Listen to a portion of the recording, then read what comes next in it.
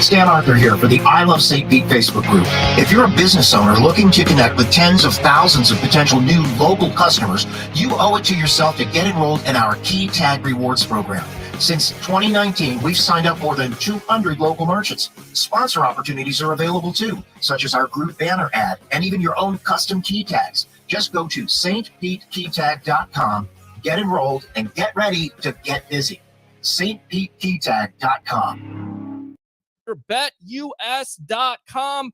If you guys are betting on the games, whether it's NFL, NCAA, of course, you're not going to do that now. Maybe basketball, not football.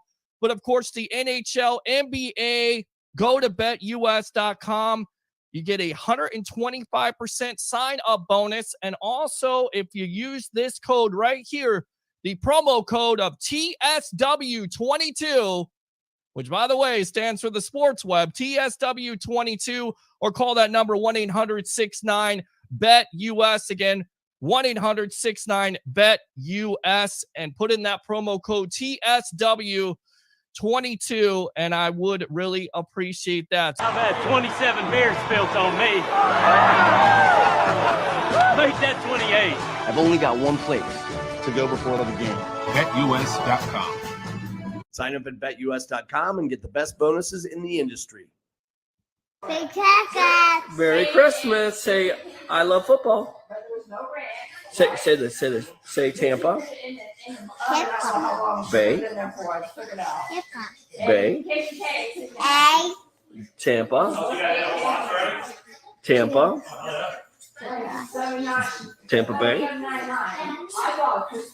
Tampa Bay. Say Tampa. Tampa.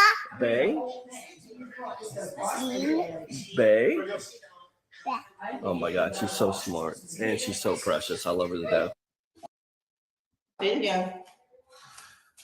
Uncle Peter. Uncle Peter. Uncle Peter. Where's Uncle Peter? I call him.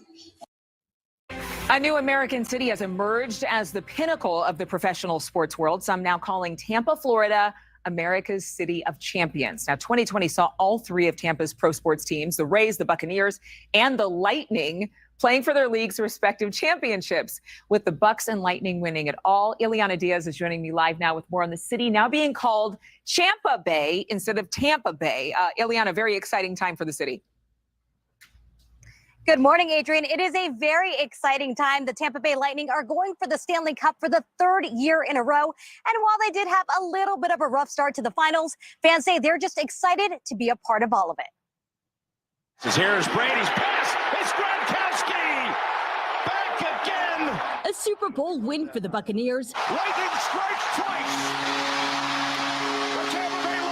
Back-to-back Stanley Cups for the Lightning with a three-peat in reach. Out at second and out at first. The Rays get the double play. And eyes on the World Series for the Rays. Tampa Bay has earned the nickname Champa Bay. It's a city of champions. Winning is expected. It's our culture now. Keith Kunzig is a financial advisor by trade, but his heart is in the game. He's the Tampa Bay Buccaneers super fan operating under the alias Big Nasty. Everybody thinks it's just paint your face going to the game. It's kind of a lifestyle. You know, it's like a character you created to do good. Kunzig moved to Tampa, Florida when he was 8 years old. 35 years later, he's gone to nearly every Bucs home game. Oh, I mean, it's heaven to me. I mean, when you have 80,000 plus standing up, screaming their lungs out for one common cause, the love of the team. You got strangers that are hugging you that you don't even know because you're experiencing the same love and passion that you have for sports. Peter Blake is another diehard Tampa Bay fan and sports broadcaster. He knows all too well the road to get here was no easy feat. It's a great story because now they're winning.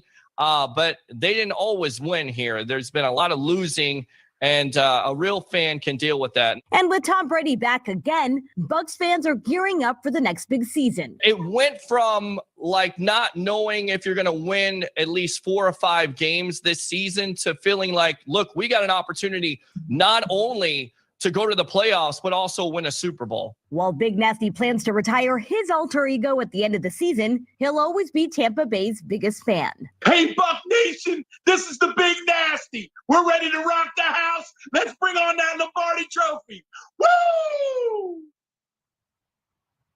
A lot of energy there. And Adrian, you just heard them say winning is expected. What will actually happen, we'll find out later on tonight at the game.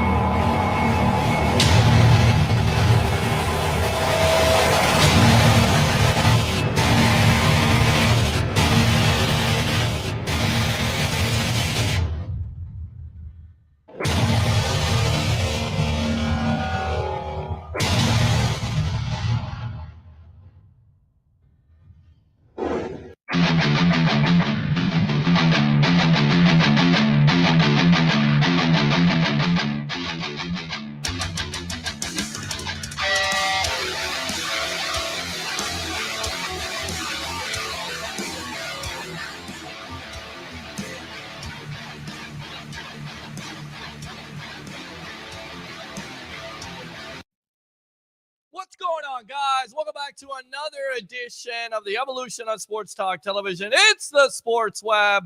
I'm your host, Peter Blake, giving you something to think about. And how do we start this off on a Tuesday? You know I hate Tuesdays, so I'm going to try to get through this as much as I can. Bring your passion, bring your excitement.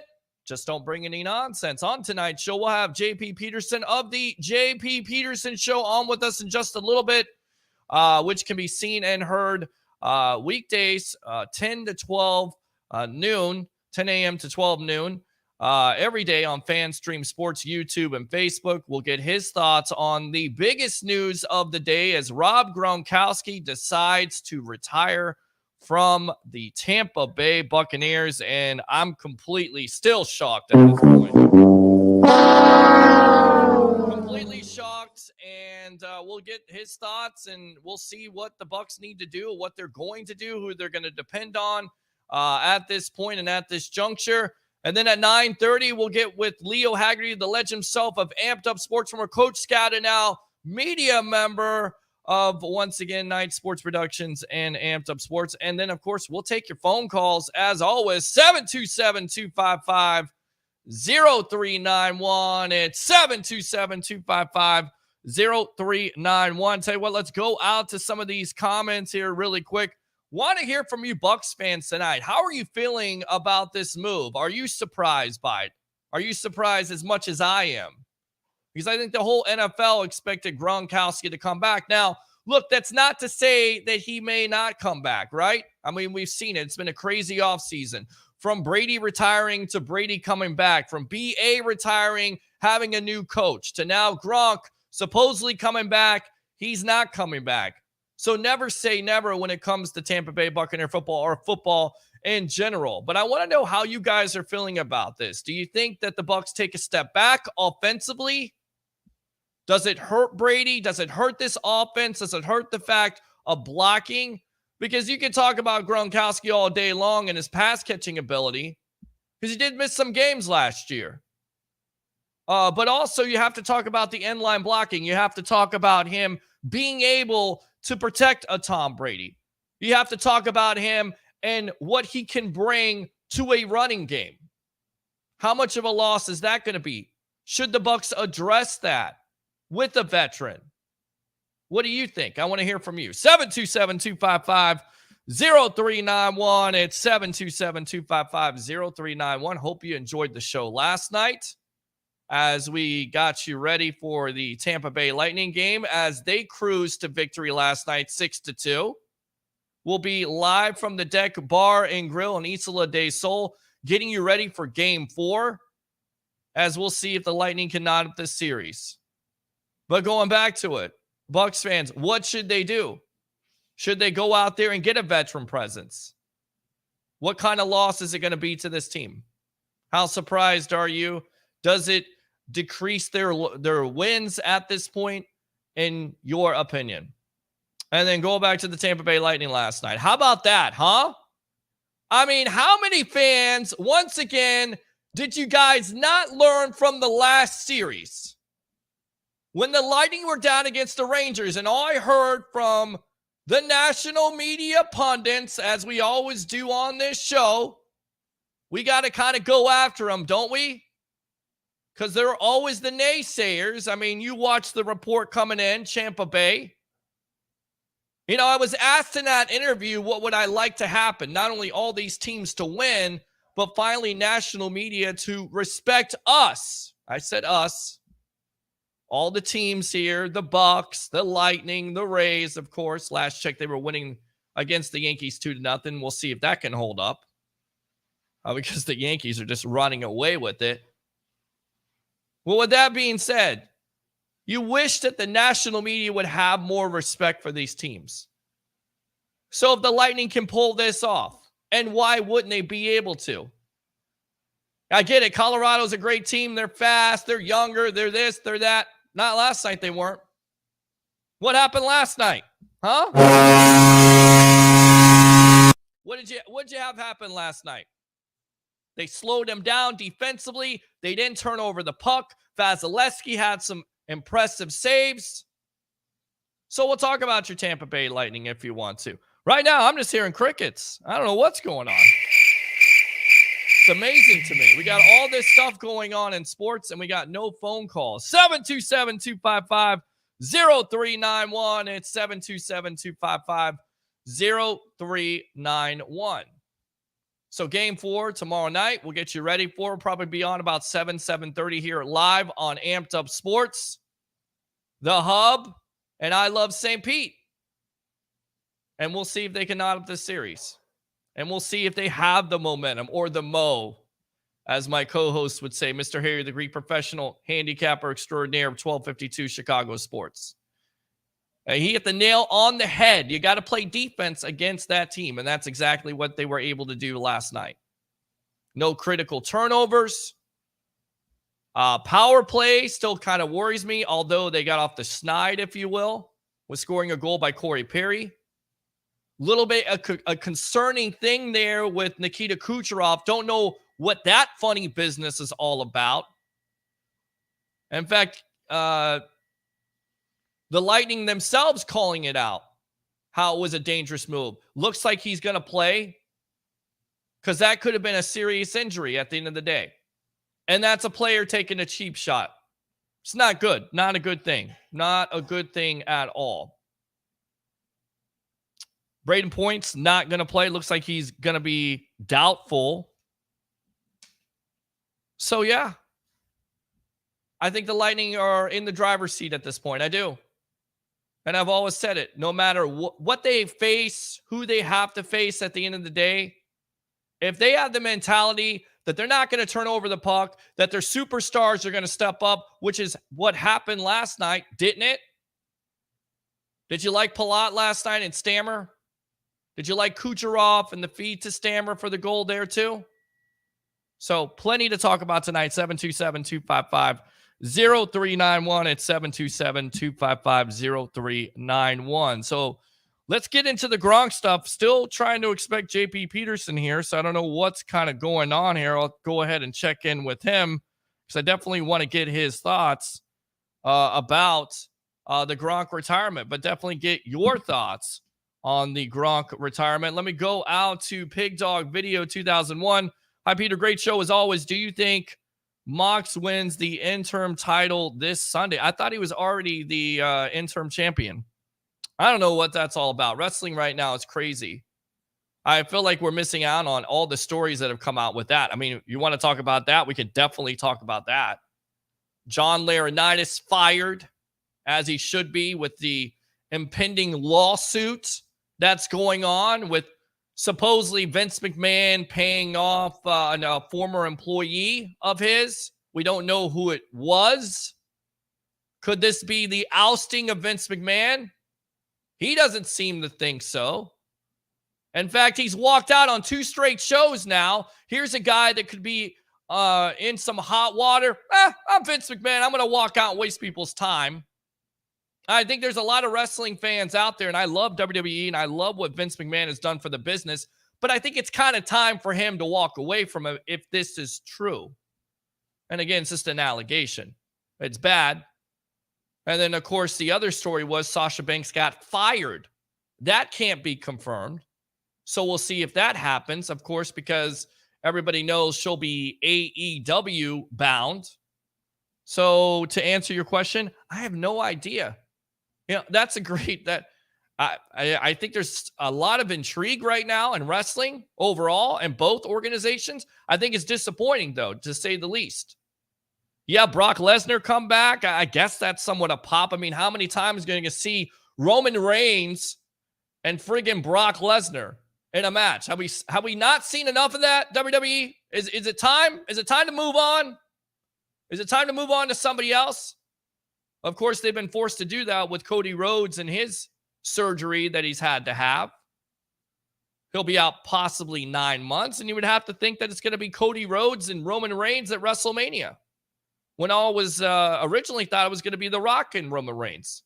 Only makes sense at the end of the day. And then AEW's got CM Punk. So yes, we can talk wrestling too. I'm on it tonight. 727-255-0391. It's 727-255-0391. So I think that's what they're going to do. They're going to put the title on Mox. I guess. I don't know. It's definitely going to be interesting. In my opinion, they should put it on MJF eventually, because he's so over right now.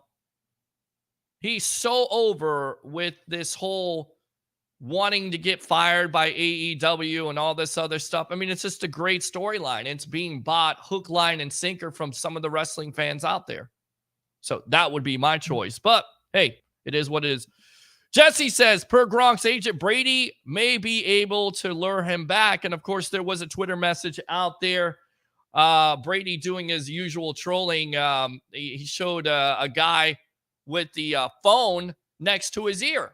Is it possible? I mean, Harry the Greek, my professional handicapper, told me off air, don't you think, Pete, that maybe, possibly, Brady has already tried to talk to Gronk and coming back?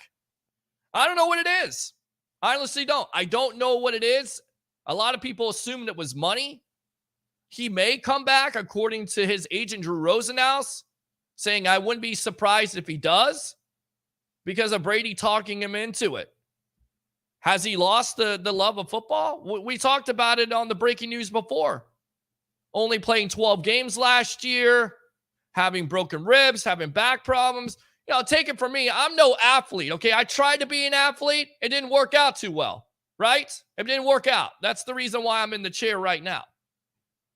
But when you got back problems, they can become a lingering issue. I can't imagine what those type of back problems are for Rob Gronkowski. And he's certainly a first ballot Hall of Famer. Easily.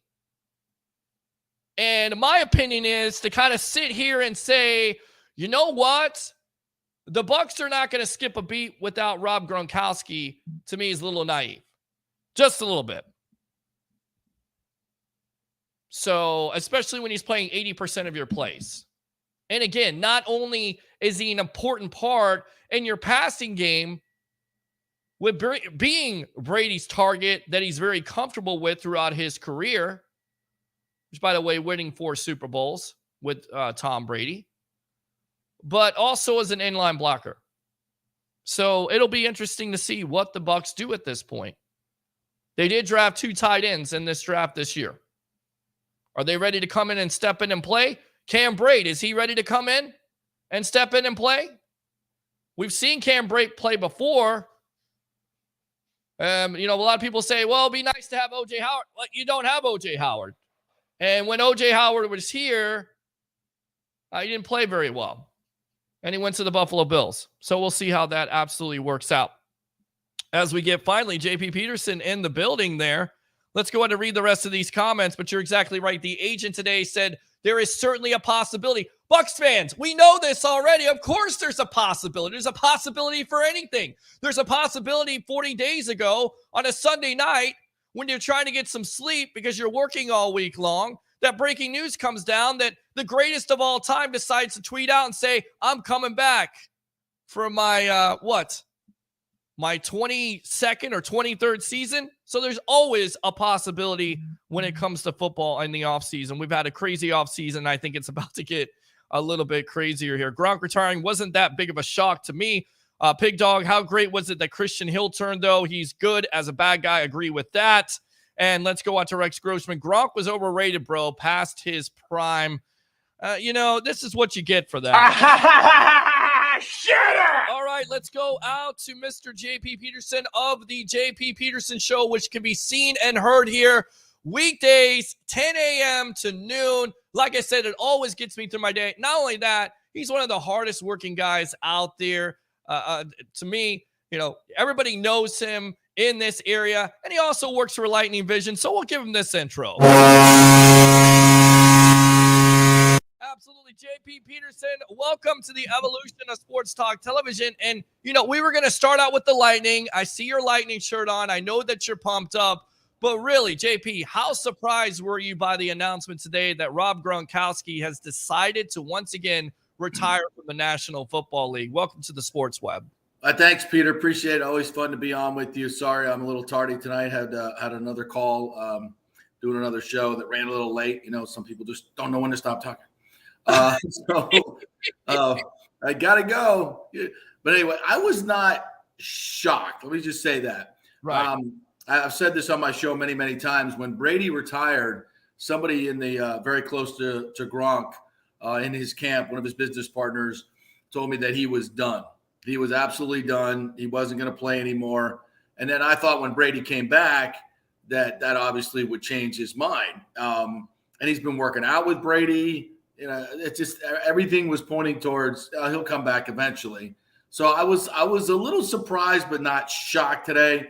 But I, like you, feel like this is either a negotiating ploy to get more money, which it certainly could be, or it's it's just he doesn't feel like doing a training camp, and the Bucs want him to come to training camp, right. And he's just like, I'm just not there yet. But I do see him coming back mid-season or maybe at the beginning of the season. It's so hard for me to think that Tom Brady's going to come back and play. And Gronk is certainly healthy enough to play, and he's obviously needed. He's a huge part of their offense because of his versatility. There's nobody like him that they can go out and get. So I just feel like I can't believe he would leave Tom hanging. I just can't believe that. So I'll believe it when I see it. If they line up week one without Gronk, then I'll believe it. So you believe there's some credence to the comments from his agent, Drew Rosenhaus, where Brady could get on the line and talk him out of retirement. But, as one of my co-hosts said off air, don't you think Brady has already done that? I mean, what would change? Could it be money? I mean, people are talking about money. The Bucs have $10 million. I mean, they don't have a lot of money, but they could devote that money to him. I mean, right. Really, to me, I think it may be the injuries at the end of the day. And I think it goes back to the Rams game. Tough hit there. It not only is cracked ribs, but possibly a punctured lung. He also has lingering back problems. And you're exactly right. To me, this is a major loss, not only from the pass catching situation, but also the end line blocking, not only protecting his quarterback, but also helping out this offensive line, namely a Donovan Smith, and also being a tool in this running game also.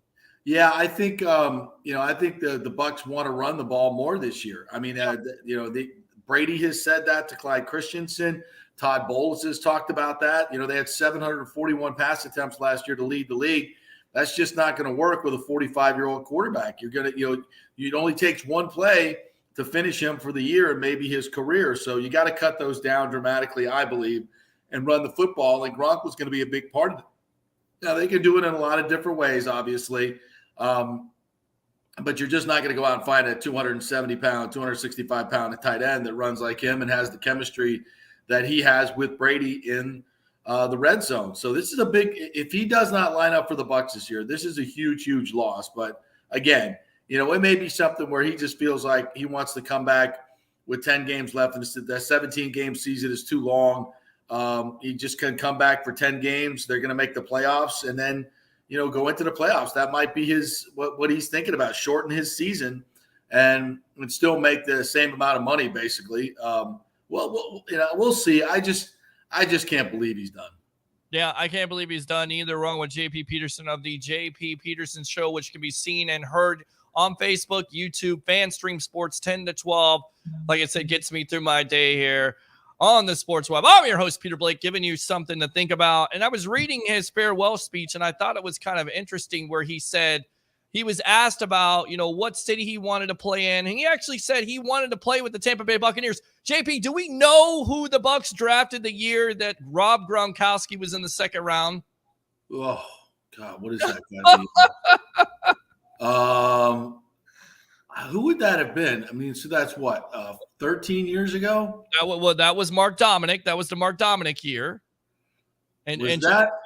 Was that the God, who could that? No, it wasn't Cadillac. Was it? No, it was it Brian Price from UCLA as a defensive tackle? We didn't have a first-round pick that year. Yeah, so it could have been Brian Price. Yeah, we took two defensive tackles that year, right? The first two picks were defensive tackles. Correct. Gerald McCoy and Brian Price. Was that the year that he got drafted in 2010, or was it 2011? I don't know. I thought you had the answer. I was just guessing. Yeah. But well, the Bucs certainly should have drafted him. There ain't no doubt about that. Right. Well, look, he got to play here a couple of years, and I still don't think he's done. He's got a house here. He's got businesses here. Yeah. I just think he's not ready to play yet, and he knows he doesn't need to play. His goal is what? Win another Super Bowl with Tom Brady, right? Sure. He doesn't have to play 17 games to do that. Mm-hmm. He can play 10 games to do that and then go to the – so he's in control of his fate. And he does want money. I was told that too, is that he ain't going to play for free, and he's looking to make a nice paycheck as well. So, if the Bucs want him bad enough, they're going to have to pay for him and get him to come out of retirement. So we'll see. You look at their options. You got Cam Brate. He's not able to consistently stay healthy, although he's a good pass catching threat. And then after that, I mean, Cody McElroy. The Kate Alton, the two kids they drafted. I'm not, there's not a whole lot there, and I don't know if there's anybody out there on the market either. Right. Quite frankly, I haven't really looked, but I mean, this is not good for. But I would say this, it's not like this team is not without weapons. Right. They still have a great player in Leonard Fournette who's catching the ball tremendously well. I mean, you got three great wideouts, two number ones in Godwin and Evans, and Russell Gage, who's a strong number two. They still may add a Julio Jones or an Odell Beckham. Who knows? There could be other guys. Hell, Julio Jones could play tight end as big as he is. Maybe it cuts down on his usage at the end of the day because he's not been able to stay healthy, although – you got to be a blocking guy. And that's what I kind of worry about there with, Tom Brady and his age. Of course, it's always, to me, the biggest key to this offense, keep Brady upright. We know if you keep him upright, go back to the Rams game. Those first three quarters, it was just awful. And it didn't seem like Gronk was really healthy all year long. I just hate the fact people say, well, the guy's overrated. Guy's not overrated. He played in 80% of the offensive plays last year, Rex Grossman. I don't know what the hell you're talking about. You're just being a troll. At the end of the day, the names that are out there, Kyle Rudolph, Eric Ebron, maybe Dalton Schultz, who has not signed his franchise tender from the Dallas Cowboys. An interesting name, Jimmy Graham. He's 35 years old. He's up there in age. Can't block a lick. Can't block. I mean, Jared Cook, former New Orleans Saints, can't really block and a guy that just said something that's kind of interesting. Maybe you could tempt him out of retirement. Analyst for Fox, Greg Olson. He believes Tom Brady should play and to get 10 more Super Bowls. What about a guy like that? I mean, just spitballing at this point, you really don't have great options out there, JP. Well, I mean, Jared Cook might not be a bad option. I don't know where these guys are health wise. I'd have to look, but. Jared Cook would not be a bad. I mean, if they get Dalton Schultz, that would be a home run. Right. There's got to be a couple guys out there. I didn't look at the free agents available, but Jared Cook is he's a decent player. But I think if Gronk is not going to play, they got to go out and get somebody. They definitely got to go out and get somebody because the cupboard's way too bare right now. All right. I don't know if we ever talked about the Hakeem Hicks move. Oh yeah, love it. You love that move, and Love that move. I think, again, it's a lot about health. When that guy's healthy, he's one of the best in the business. I mean, BFF loves him. I've watched him for a long time back when he was with the Saints, and when he was at the Bears in 2018, I don't think there was a better big man inside in the league. He was that good, at least in the top 5, no doubt about it. He is. If he can stay healthy, and you got Vita Vea and Hakeem Hicks in the middle, you ain't running nowhere. That'll make Devin White look really, really good. He'll never get touched. So, yeah, I mean, he's not going to play probably even 60% of the snaps, but that's okay. They got a really nice rotation now. And also, if Vita Vea were to go down, you got another big body that can stick in there. So, I like the depth along the defensive line. I think they've really done a nice job with that. Yeah, and then, of course, you had Sapp a couple of weeks ago working with Logan Hall. He was talking about that, and they were talking about the prototype, not only – well, we were down there at the draft, and they were just raving about the guy's size and also speed and everything like that. So Sue comes out yesterday. He says basically his days are numbered with the Tampa Bay Buccaneers. You don't think there's any chance they could bring him back? He's done? Okay. No way. I mean, that Hakeem Hicks was that money. So, yeah, there's no way Sue's coming back. And that's fine. I think Hicks he's 3 years younger. He can run a little bit better. I think that was Sue's problem. He just wasn't able to get to the outside and run. Right. He could go straight ahead, but he just wasn't, his lateral speed was really lacking, and teams started to run outside on us in that way. So I think, the Bucs saw that on film and they needed to get a little bit younger. And I think Hicks is a great addition. Great addition. Do you think this team could actually improve defensively? They could actually be better. Yeah. I don't think there's any question they'll be better defensively this year with the guys that they have and the guys that they've added. You've got a deeper defensive line. I think you've got a much more athletic defensive line than you had last year, and still are very stout inside. I think Tryon's going to, he's going to be better this year. All the guys in the secondary, I think, get better just because they're a year older. Carlton Davis, SMB, Jamel Dean, and I think the two guys safeties that you added in Keanu Neal and Logan Ryan those two guys are great. They're experienced. They're smart players. They're hitters. Those two guys I think are going to add a lot right there. So I definitely think the defense is going to be better this year, and it'll be better because we run the football more. That'll keep them off the field more. It'll keep them more rested. So yeah, I think the defense is definitely going to be better this year. I got a bet with somebody, and I think them, Jason Powers. He feels Keanu Neal is not going to be the starter on this team. I say it's going to be Winfield and Keanu Neal. They're going to mix in a Mike Edwards. I think they're going to play Logan Ryan at the slot. He doesn't feel that way. How do you feel about Keanu Neal? Because to me, they were looking for an upgrade. Yeah, they wanted to keep they wanted to keep all their players, but of course they couldn't. If a player like that wants to go to the New York Jets at the end of the day, fine. That's fine. Stop talking about it. Yeah, whatever. I think you've seen since he left, one of the reasons why the Bucs didn't want to keep him. Right. He was kind of a little off the ranch and did not fit the mold. And that's fine. I think we're better without him. Now he's a good player. Don't get me wrong. He's a very good player, but I don't get caught up in who starts and who doesn't. There's too many multiple defense now. It's like, what guys, you need guys for your system and to play certain roles. Right. Some play, you may have 3 safeties, you may have 4 safeties. Who knows? It doesn't really matter if you're starting or what your role, what your position is called. It's what's your role. If you're going to be in a slot, you're going to cover tight ends, you're going to cover backs, whatever it is, whatever it calls for. Every game is different. Every game plan is different. What you need is a lot of versatile players that can do a lot of things and are really smart. And I think that's what we got. Smart, it's one thing that I think is really underrated in football. It's something that I think Belichick really, really values, and that's football IQ. And I think the Bucs in the last 4 or 5 years have really zeroed in on that. And they like to draft smart players who are leaders. So and that to me wins, especially on defense. Got to communicate, got to be smart, got to be multiple, got to be able to do a lot of different things. No, absolutely. And you do a lot of different things, not only host your own show. Go ahead and tell everybody about that. Promote yourself a little bit because you got a great show. I listen to it every day. Like I said, I do my sales job over here.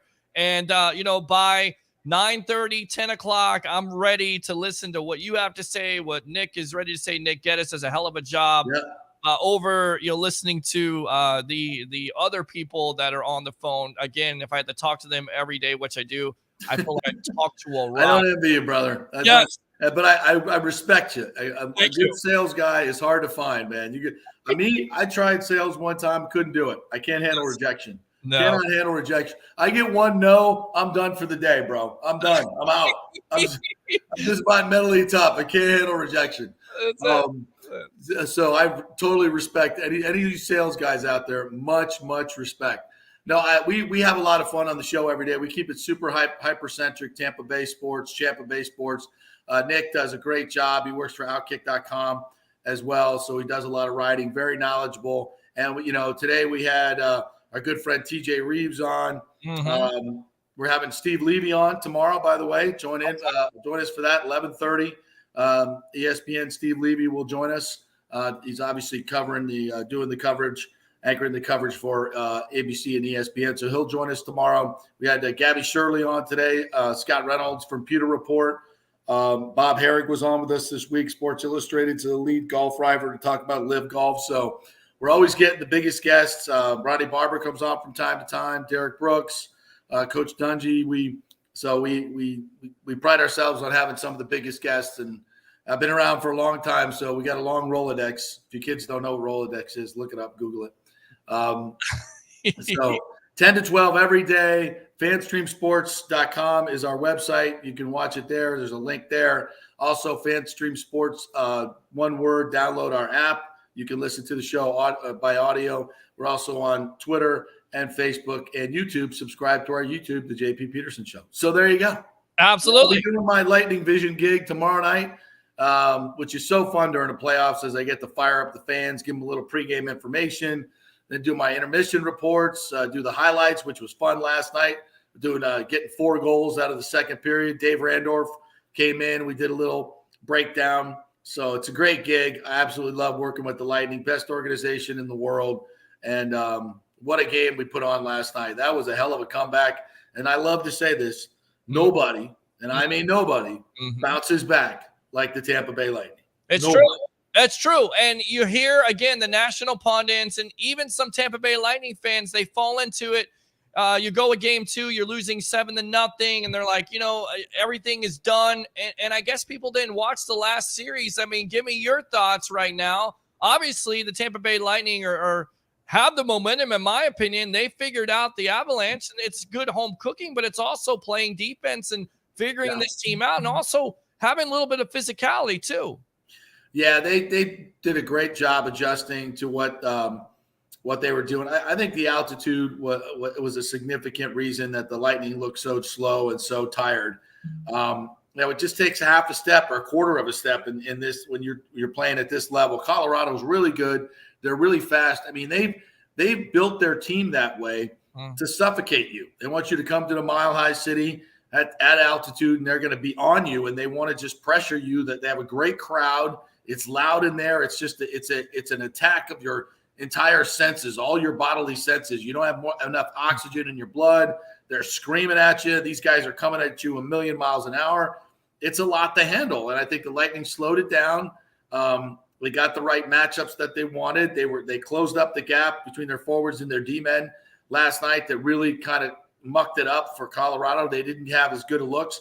And then they shot the damn puck. They got shots on net. They had 14 shots in the first period. They had 16 total in game 2. So they exposed Darcy Kemper for the average beer league goalie that he is. Thank you. And now they got a goalie controversy. I love where the Lightning sit right now. I think they even it up 2-2, but they got to find a way to win in Colorado, which is not going to be easy. So, for me, it's that game 5 is going to be so crucial. I think if they go to a game 7 in that atmosphere, it's going to be really, really tough to win. So we'll see if the Lightning can get it done in 6. How impressed were you with Anthony Cirelli last night? Because that line seems like they've had so many chances to score goals, but they haven't been able to put the biscuit in the basket. Scores last night, and that kind of sets things in motion, if you will. Yeah, I love Cirelli's move too. He got to the outside. He didn't skate around the back of the net. He drove to the net, and he forced Darcy Kemper to make a freaking play. And what happened? He went right through his 5-hole, and he gets the goal.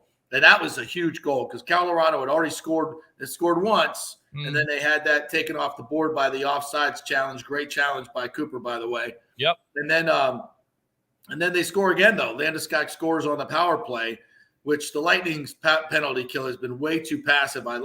They changed their strategy later in the game to be more aggressive and go out on guys. They were just sitting back, giving them time and space, and Colorado was just, tiring out the defenders and then taking shots at Vasi, and it's worked. Their power play is tremendous. So they changed that, which is good. Lightning changed their approach. I think they killed penalties way better in the end. But they only had two goals were both power plays, 5-on-5. The Lightning outscored them 6-0, 5-on-5. So they got their system back. They played with intelligence. They played with aggression. They won the battles, and their puck management was fantastic. And I don't expect that to change in Game 4. Do you think bringing Braden Point back, because we knew that he wasn't 100%, but kind of maybe a distraction, and that's why they just went with the guys they have? Yeah. Most likely that's what they're going to do to continue the series because he's not 100%. And Right. Look, I get it. You want him as effective as possible, especially on the power play, but really he just was not giving them that much, right? Yeah, he wasn't. And Eric Erlinson, I think, reported that he walked out after the game last night with a noticeable limp. So I don't think you're going to see Braden Point. He may not play the rest of the series. We'll see. I think it's got to be an injury that, a muscular injury that he'll have setbacks and then he'll be okay. Right. Whether it's a groin, a quad, anything like that. But there's no question that he played way better without him. So if you can do that, I think you do that. I mean, the blueprint they used last night worked perfectly. And, of course, Vasi was tremendous, made a couple of huge saves in that first period that really could have tipped the game. So, but that's always been the formula. The Lightning they got to get a bunch of huge key saves from Vasilevsky to win, and they normally do in these situations. And again, the Lightning always play best when their back's against the wall. So, Yep. And they know they have to win tomorrow night. I think they know that last night was a must-win, and this game is a must-win. You can't go down 3-1 heading back to Colorado. You can't do that. So Nope. They got to win tomorrow night, and I think they will.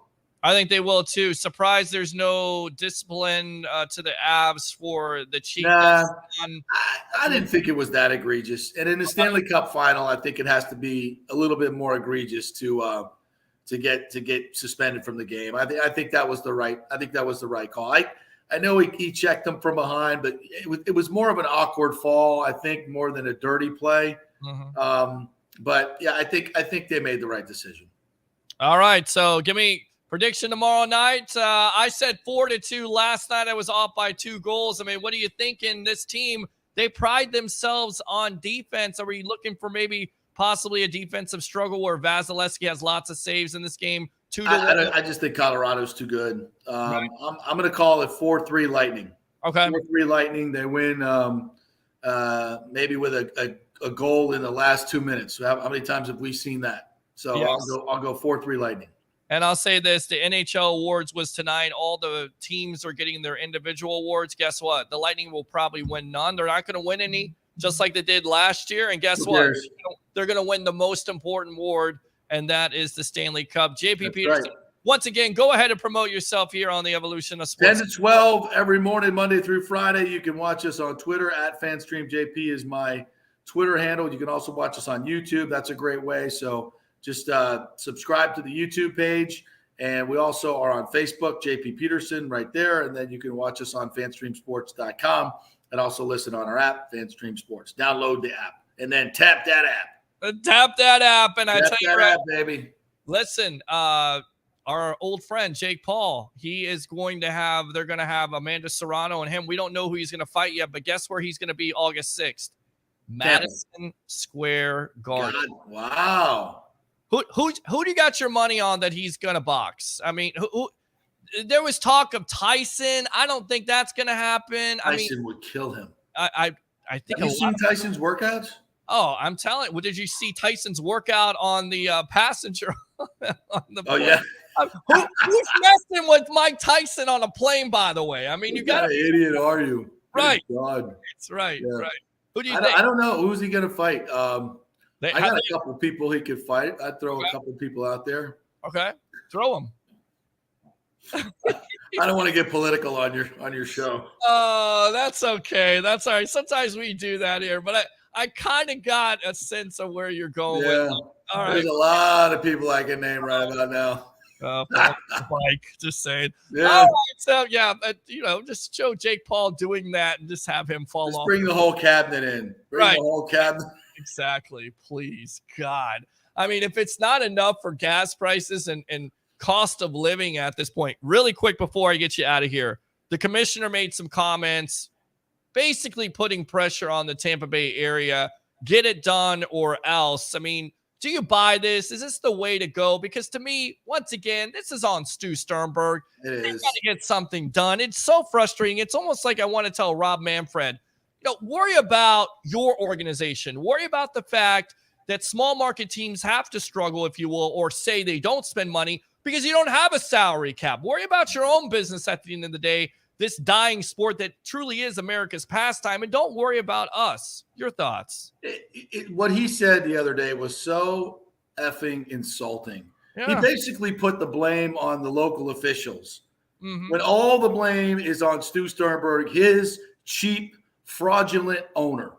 It's just what he should have said is, yeah, our owner here is really struggling and he needs to get the deal done. He's got 2 lawsuits from his partners. He's holding up development at Tropicana Field in St. Petersburg and holding up development in Ybor City in two cities. He's got $500 million that he's already siphoned off the team into a separate company, allegedly from the lawsuit. He's got plenty of money to get the deal done. He's got a great market here that Major League Baseball doesn't want to leave. It's a growing market. It's the 11th largest market with the 18th largest market an hour up the road. If we put the stadium in Tampa and he pays half and Tampa pays half, we got a great baseball market for years and years to come. They have great for A's fans watching the TV. It's just a poorly located stadium and a crappy stadium at that. But we have everything in this market to make it a success. How about you say that, Rob Manfred, instead of, why don't you guys get the deal done? You officials, somebody better step up and get the deal. Do something positive. Say something. Move it forward. Do something, Rob Manfred, instead of just blaming people. Well, pay for it. I mean, if you want it so bad, if Major League Baseball wants it so bad, and this is where I'm coming from. Like, look, I love to go to baseball games, but at the end of the day, I don't blame people these days. I mean, did you see the price of gas? Once again, the price of living. You see the price of the lowest price ticket for this game against the Yankees tonight? Ridiculous. A bad outfield seat's going to cost you almost $60 after fees for the outfield seat. A bad outfield seat. If you want something behind the Rays dugout, it's $160. If you want something down the line, it's $120. $120 to go to a freaking regular season baseball game in that crappy place, and you got to spend $40 in gas to get there. And this is what really pisses me off. Sternberg knows that the Yankee fans will pay the high prices because they're only here 3 times a year and they're hot. And so basically what he's doing is pricing his own fans out of the building. And so that's why you have 90% Yankee fans at these games. He doesn't give a shit about his players having to deal with all these fans. And then he wants to blame the fans for not showing up. And you're charging $60 for an outfield ticket. The cheapest ticket tonight was over $50. Over $50 to sit up in the party deck. Are you kidding me? In this economy?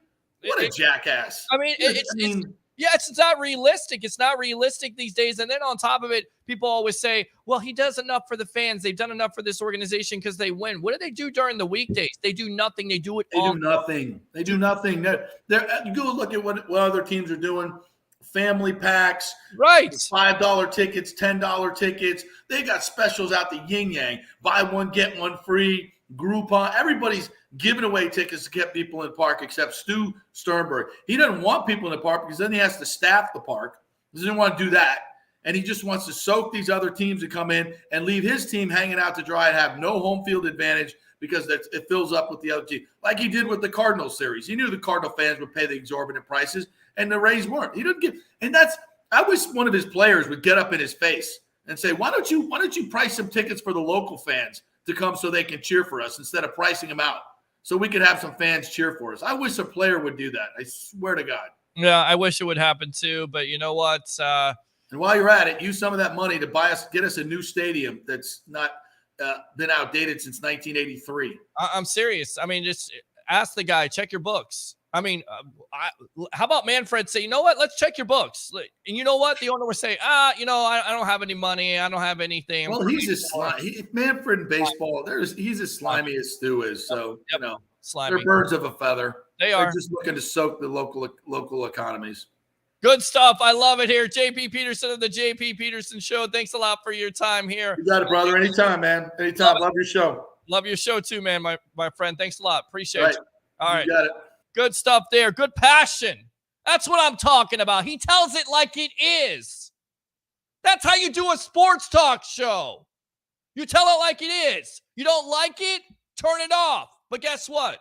You'll turn us on because we're amped up sports. 727-255-0391. It's 727-255-0391. I'll tell you what, we'll get out to the legend, Mr. Leo Haggerty of Amped Up Sports. Let's read some of these comments. Gonzalo Gabriel Padilla.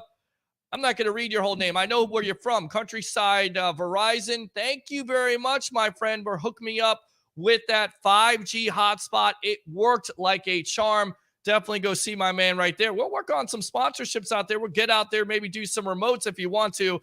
But thank you very much for suggesting that. Sitton says, me too. We should have kept OJ. The Lightning played good last night, but have to stay out of the penalty box. Absolutely no stupid penalties. Sitton also says, how many games do you think the Buccaneers are going to win now? That's a great question at this point. We'll address that with the legend himself, Leo Haggerty. Let's go out to the nonsense by Rex Grossman. I just heard the Bucs are interested in bringing back Jason Witten. That's how much they love spending money on old washed-up tight ends. Right. I mean, you forget about Gronkowski and his impact to the Bucs. I mean, you're just at this point, you're like Stevie Wonder when it comes to watching football. Seriously, you have no idea. I don't know what you're talking about. Jake Paul is an embarrassment to boxing, like Mike Florio is an embarrassment to journalism. Not ready to say that because the guy's undefeated and everybody that he's had to fight, he's beaten. I bet you wouldn't try to fight him. I bet. Rex Grossman says, Rays suck. We don't want them in Tampa for God's sake. Stop it. Rex Grossman again. Did you see the price for ramen noodle cup up by 30%? Wanda MacArthur says, wow, that's a lot of money to pay for tickets in general. Exactly. To a second place team, which I get it. Look, they have their faults, but at the end of the day, why would I do that when I know an owner is not invested in his own product and he's come out and told me, look, if you don't come and support my product, I'm going somewhere else or I'm not going to spend as much. Make it make sense. And if it doesn't make sense, then why am I going to invest when I can stay at home, save gas money, save money on concessions and parking, and just watch the game? Sorry, that's how I am at this point. Yep, soaking the local economy. Tell you what, all that passion, let's go out to the legend himself. Here we go.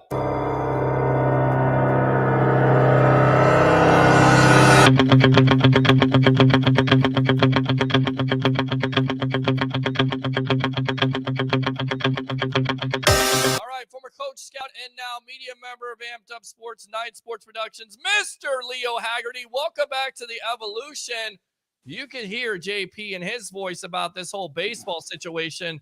Let's start there, and then we'll get to Mr. Harry Creek's comment there. But welcome to the Sports Web, my friend. What do you think about this stadium situation, especially Rob Manfred putting pressure on the local Tampa Bay area? Peter, if I was at that press conference, I'd have had a forward question for the commissioner. Mr. Commissioner, or what? What are you going to do? Where are you going to go? There's no place to go. This is it, Tampa Bay. You're not going anywhere. You're not going to Montreal. You're not going to Charlotte. There's nothing there. Yeah, we got a bad stadium, but we got a stadium. Hey, by the way, has anybody been to Fenway Park lately? What a freaking dump. Come on. How can you even say that you're complaining about our place when you've got that trash dump up in Boston that needed to be blown up about 20 years ago? That's great. You got a drunk that set up the outfield walls. He's going in and out, in and out, in and out. So stop sitting there and telling me, hey, Stu, wake up. Look what Jerry Jones has done. Look what Vinnick has done.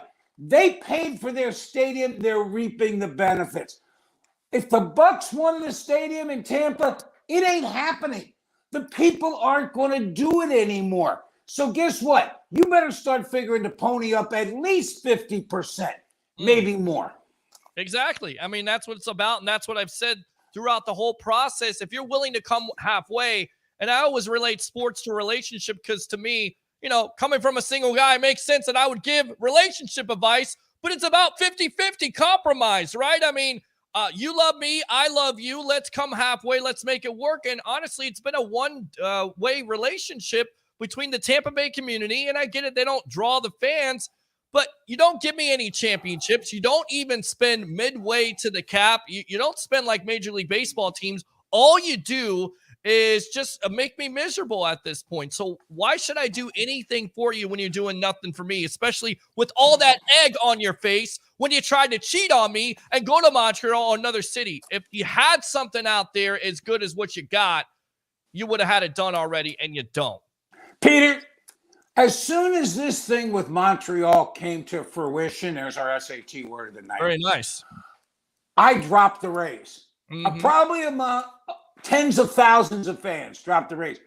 If you're thinking of going half games, home game, instead of 41, 82, that doesn't make sense. Yep. Why am I supporting a team? Hey, this is, you know what the Rays are? They're the USFL of baseball.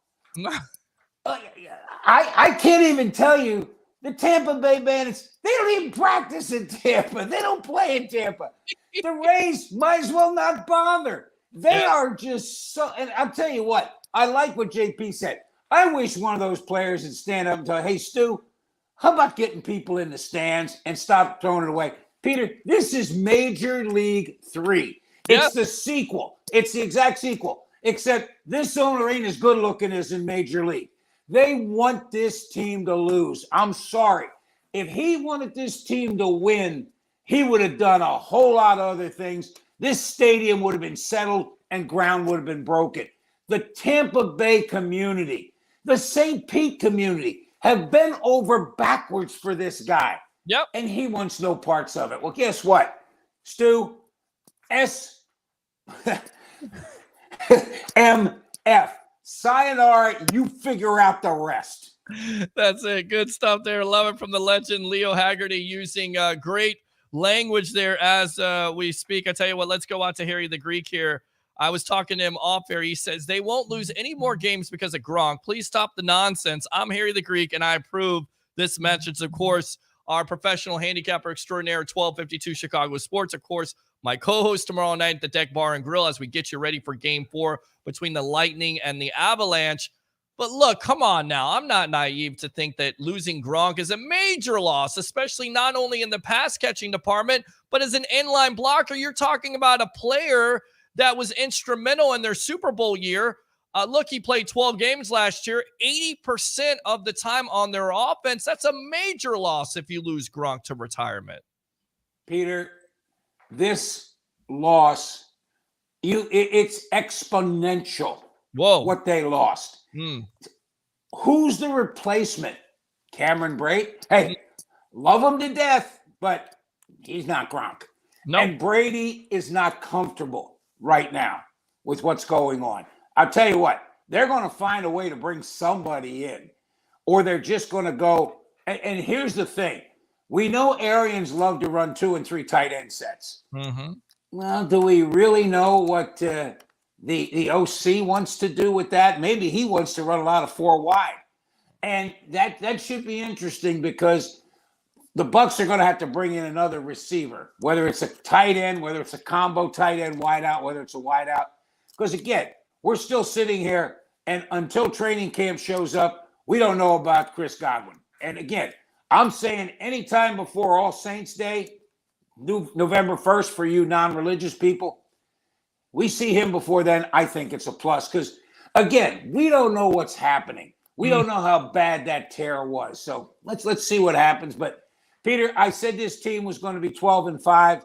I'm still sticking with it at maybe 11-6 with the loss of Gronk, but I had him losing 5 games anyway. So again, that was because I felt that Gronk gave the Bucs, said, okay, look, I'll come in mid-season, I'll come in, practice 1 day a week, whatever. But maybe the Bucs didn't bite on that hook, and he said, okay, fine, I'll retire. All right, I tell you what, good stuff there. We got to go out to this guy because he has something to say. He wants to get on with us, so here we go. All right, there you go. Harry, the Greek professional handicapper extraordinaire at 1252 Chicago Sports, and of course, the co-host here of the evolution of Sports Talk Television live on I Love St. Pete, the Hub, and Amped Up Sports. What do you have to say? You have lots to say about Gronkowski. I mean, come on man. Don't tell me you're like this troll right here. I mean, come on. Listen to this, guys. We just lost Gronk, a washed-up tight end. Oh, no, the world is coming to an end. Somebody help us all. Listen, man, first off, yes. Good evening, Peter. Yes. Little Leo, what's happening, my brother? Much love. I really love getting on with you, buddy. You're just a legend in this industry. But come on, man. You got – I mean, I haven't heard your opinion on this yet. If the Buccaneers lose one extra game because of Gronk, I'll probably throw up. Look, I love Gronk as a player, but we're talking about Tom Brady here, and the offense is going to be formidable. It's not going to be like last year because they're not going to need to be like last year. This defense is going to be off the chain. Okay, let's just get that straight. They are going to play defense. They're going to run the football, and Tom Brady, let's face it, they're going to make a third-string tight end look like Gronkowski in the playoffs when it comes down to it. Listen, stop with the nonsense. Gronkowski is not the end-all, be-all for this team, okay? They're not losing the division, okay? Let's get that straight. The only way they lose this division if this team gets completely insanely hurt. Right. I mean, Leo, you've got to agree with that analogy, for Christ's sakes. If they stay healthy, they're winning the division. Yes, the New Orleans Saints are going to give them a little bit of fight, but come on, man. You got the Atlanta Falcons and you have the Carolina Panthers. That's like playing in the ACC. Give me a break. Oh, stop with the ACC. You better stop it right now. That's a shot at Florida State. I know what you're trying to do. All right, Leo, go ahead. Answer that. You know what, Harry? I can't disagree with a lot of what you said. I think that the Bucs, it's a loss, but it's not something that they can really say, okay, this is going to cost us 2, 3, 4 wins. We saw what happened last year when Tristan Wirfs went down. That was more of a loss if they'd have lost Gronkowski. The biggest problem they got right now is I don't think they were planning on having to fill that position this year. I think they thought Gronk was going to come back, going to give him 1 more year. Now, with Brady in there, and again, Harry, the biggest thing is you got to keep 12 upright.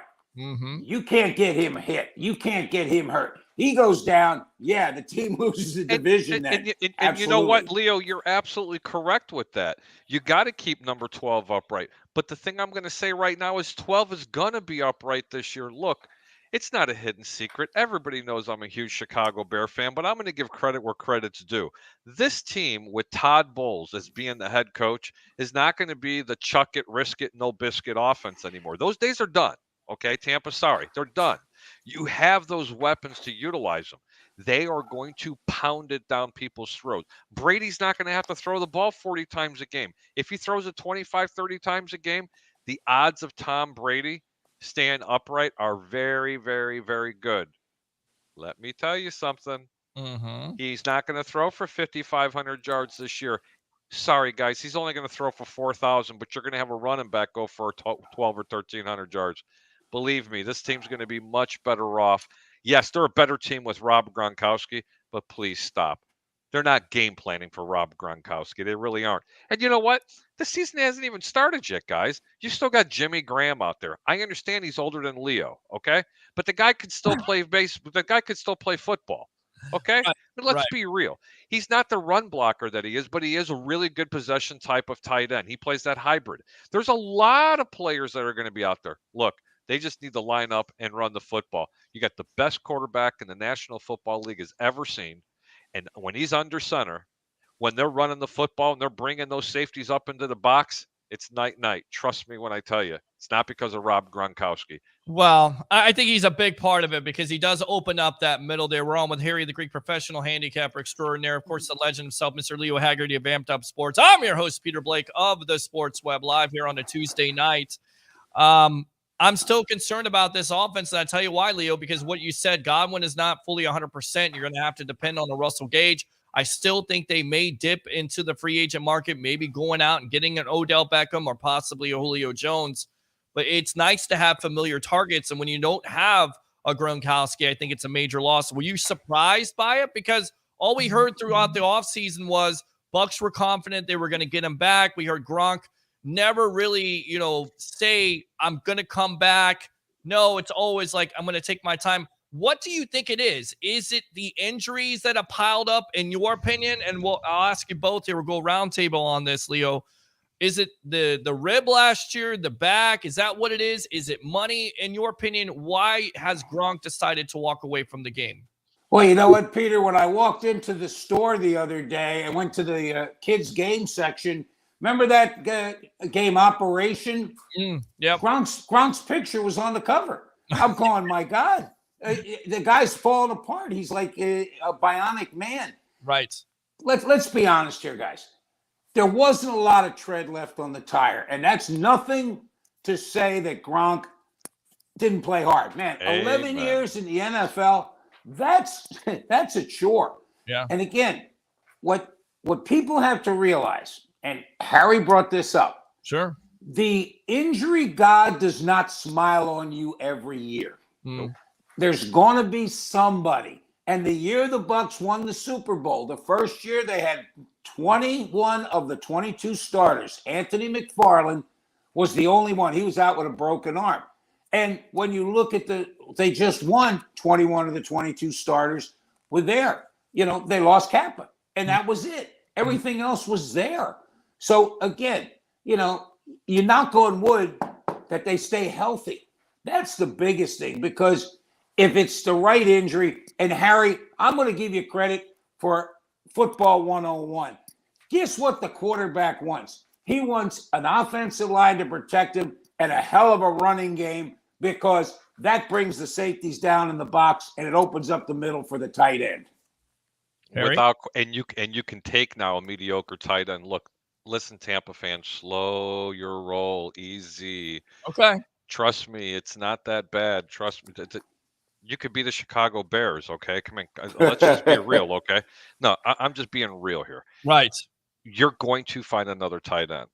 And if you don't, it's still not the end of the world. You still have some of the best receivers in football. Forget about what's happening with Godwin. That knee is not going to be tested. I'll be very surprised if he's going to be actually healthy enough to even be 100. But let's talk about the other news that no one's talking about. Little birdies are telling me that Saquon Barkley might be a Buccaneer coming up real soon. No one's really heard about that. There's a lot of little things that the NFL hasn't really been disclosing. The Greek's ear has been to the ground. It's going to start gaining some traction. You heard it here first. Leo, Saquon Barkley, we've heard some of that stuff come out. Oh, you've already heard that too. I've heard some of that stuff come out, and we talked about that months ago. I talked about that with Dennis Phillips of ABC Action News, because he's a Penn State homer, if you will. And he said he would love to see Saquon Barkley in a Buccaneer uniform. But at the end of the day, it comes down to not only price, how much are you going to have to give up, but a Barkley in a Buccaneer uniform, is that a possibility, Leo? And what do you give up for a guy that, has shown flashes of brilliance, but hasn't been able to? Leonard who? Well, stay healthy. Leonard came back for 3 years. So, Leo. Hold on. Leonard who? Bye. I'm not ready to say that yet, because look, I've been a critic of Leonard Fournette, but he just signed a 3-year contract. Listen, I like Leonard Fournette. You get a chance to get a Saquon Barkley. Year 2 coming off that ACL, Leo will have to agree with me. The first year off an ACL is you know what? I'm not really too sure. That second year, hold on, especially if he signs for cheap. That's all you'll need. You got a 3-down back over there, and you got the rookie that they just drafted. Are you kidding me? That running game will be just devastating. Now, Tom Brady finally has his running back that he really wants. Why? Because of these. That's his safety. It's not the tight end was his safety blanket. It was that running back coming around out of the backfield. Leo? Oh, yeah. And again, right now, it's not a running back, it's a catching back. And you got to be able to catch football because, and again, Harry, you hit the nail on the head. The Buccaneers were the only team that wanted to set up the run with the pass. They're going to throw it 40, 45 times with Arians. With a defensive coordinator, they don't like to throw the football. That's just in their, it's in their DNA that, hey, run the ball, run the ball. That keeps the defense off the field. And again, I truly believe that the Buccaneers are going to at least try to establish running game every game. Just try to get that done. Because if they come out throwing the ball, it's kind of like being a teacher. You know, when you start, I used to tell these newbies, hey, don't smile till Thanksgiving. So why is that? I said, you can always get easy. You can't get tough. If you don't run the ball till the second half, it's hard to get tough when those linemen have been dropping back and anchoring.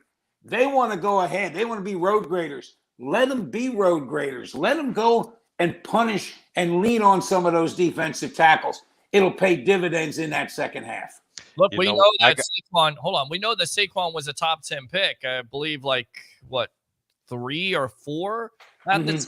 I mean, over under here. What was it? 4? Yeah, I think it's 4 years. 4. Yeah, I think it was 4th overall. Leonard Fournette was also a top round pick. I think you can keep both if you want to. At the end of the day, you can. Over under, what do you give up, Harry? Do you get? You're not going to. I have to give up Leonard Fournette, and I'm going to tell you why. This is where the problem is, and this is where I'm going to make it. You cannot have 2 superstars in your backfield. I don't care who you are, you can't. But I want to go back and piggyback on what Leo was talking about. Look, Tom Brady could have a mediocre line in front of him, and they're still going to be able to run the football just because of the fact that the defenses have to respect TB12 under center and all the weapons that they have on the outside. They're not going to always stuff 8 and 9 people into the box. Trust me, even if they have 150 yards on the ground, you're rarely going to get defenses going up against TB12 and bringing up those safeties because, hey, a defensive-minded head coach and a running football coach, they're not dummies. They have a quarterback that can make every single throw with any particular wide receiver that they want to on this football team. That's the advantage. And when you have that, especially like Tampa does, it's very, very hard to defend. Now, going back to what you're saying, who do you keep? I don't know, man. I don't agree keeping with both of them. You have to have, look, the Tampa Bay Buccaneers have 2 very good young running backs on this roster. If you have a chance to unload a contract like a Leonard Fournette and send him somewhere else, and you're able to get a Saquon Barkley here, you take advantage of it because you've automatically became 100% better just on offense, especially coming out of the backfield, because that gives him his dual threat. It's a catching back. And Leo, you're right. This was the only team I can remember in recent years that that passed the ball to set up the run. Yeah, exactly. And I'll tell you what, the worst thing that can happen, we can sit here and talk about injury. And the worst thing that can happen to this team is week 1 or week 2, Mike Evans go down. He is the key. He is the catalyst right now because he forces defenses to roll his way. You've got a guy for 8 years now who's got 1,000+ yards. Yeah, he goes down 3 times a game, though, Leo. You just don't want him going down for any significant amount of time. And I say that open-heartedly, and I say that, just with kind of a little bit of a kick. But seriously, how much longer can Mike Evans continue to keep up with the brutal beatings that he's taken year in, year out, the looks year in and year out? It's time for Tyler Johnson to step up. It's time for Chris Godwin to get out of his own shadow. Okay. I mean, that's just my opinion. When they had Antonio Brown, am I allowed to say that name on this platform? Am I? Sure, yes, absolutely. Okay? Yes, okay. we allow that. When you have a guy like AB, who's a true number 1 wide receiver, oh my God, that made that offense so much better. You have no idea. And people that say good riddance, let me tell you something. Wrong again. Losing Antonio Brown will be a bigger factor than losing Rob Gronkowski. Not because of the cancer that he develops in the locker room. Okay, that's not what I'm talking about. Okay, Antonio Brown is still a top 5 or top 7 wide receiver in the entire National Football League when it comes to route running and people having to pay attention to him. Let me tell you something. That's going to be the bigger loss. He blows the top off the defense, and that's what the Buccaneers don't have. No, they do. don't They have that it. It's a guy named Scotty Miller, but he's only a one-trick pony. He can't That's stay all he healthy. is. He can't stay healthy. You drafted Tyler Johnson in the 5th round. You expect him to step up. You have Cyril Grayson, who stepped up. He may be a guy. He was a burner at LSU who could step in. I still think they're going to go after a wide receiver because of the uncertainty, if you will, with the Julio Jones. Now, this just came down. This is from ESPN. This is breaking news or something along the lines. It says this just in, letter by attorney working for the Commanders details 2009 sexual assault allegations against owner Dan Snyder. Guys, if this is true, and I get it, there's allegations, but this has been a complete and total disaster when talking about whether it's the Washington football team, the Commanders, or whatever else. If this is true, you've got to get this guy out of here as the owner. I mean, this is just not going to get any better. This is just getting worse and worse with all these allegations coming out, right? Kind of hard to get rid of them, Peter. That's the thing, because of those 32 owners, I'll bet there's 32 skeletons in closets somewhere. Damn right. Hey, Leo, does he have Robert Kraft's attorney? He'll be fine. Absolutely. Absolutely. And again, the NFL ownership is kind of like Congress. It's the good old boys club. And they're not going to look at January 6th. We are almost 2 years after that. And they keep saying, oh, it's difficult, it's hard. You just don't want to go after your own. The NFL doesn't want to go after its own. So you're probably not going to see anything come out of that, Peter. Again, is that good or is bad? I don't know, but that's just the way of life. Peter, was he visiting the same massage parlors as the Crafts, or was it Deshaun? Which one was it? I'm not going to say anything about that, but Deshaun Watson today, according to his attorney. There's 2 more coming. There's 2 more lawsuits coming. Well, I mean, look, they settled out 20 cases now. There's still four out there. And to me, this is going to be a 1-year suspension or more. Oh, Peter, not a day. He's not going to lose a day. How are you going to suspend the guy? He didn't break the law. I will bet you.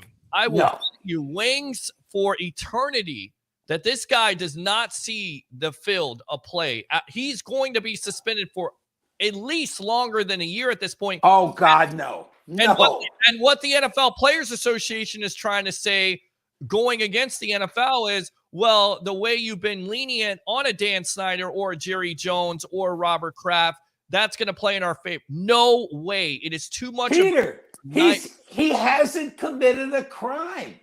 What has he done that's illegal? Solicited prostitution, allegedly. Well, I mean, look now, guys. Here's the thing. You know, the NFL does have a moral code. You know what? Before you answer that, let me go ahead and it's only a moral code for the players, and unfortunately it's not for the owners. For the owners. Look, you know, it's just it's the good old boys club. Leo hit that right on the head. But Leo, think about it this way: if the NFL doesn't suspend him, and Deshaun Watson ends up settling for millions of dollars to these young women. Okay. Right. Now the NFL's got mud on their face. They can't apologize enough because every group that has to be acknowledged of being something is going to chastise the National Football League. But if they do suspend him, and Deshaun Watson doesn't really have to pay any kind of fines back, or it's not as bad as what they allegedly say, then the NFL can go, hey, Deshaun, we're really sorry. That's what they can do. That's why I think they're going to suspend him, because they're in a win-win position. If they don't suspend him, can you imagine the women activists and all the other activists that are out there going, oh my God, how can the NFL do this? They're bigots, they're this, they're that. I mean, give me a break. I have no opinion on it. Right. I've always believed that people are innocent until they're proven guilty, but that was yesterday's. In today's society, No, I'm sorry. They tried this in the media, and here's the problem, guys. Here's the precedent you're setting. You are suspending someone who did nothing illegal. He did not commit a crime according to the law, and you are just setting yourself up for just trouble down the road because 20 of those 24 women took the money and ran. Right. Okay. Right. But what about a moral conduct? Well, Yeah, that's what it comes down to, because if that's out there, and again, you're taking a stand on not only protecting the shield, but also the PR nightmare that has followed Deshaun Watson the last couple of years, because it's not a good thing. It's a black eye.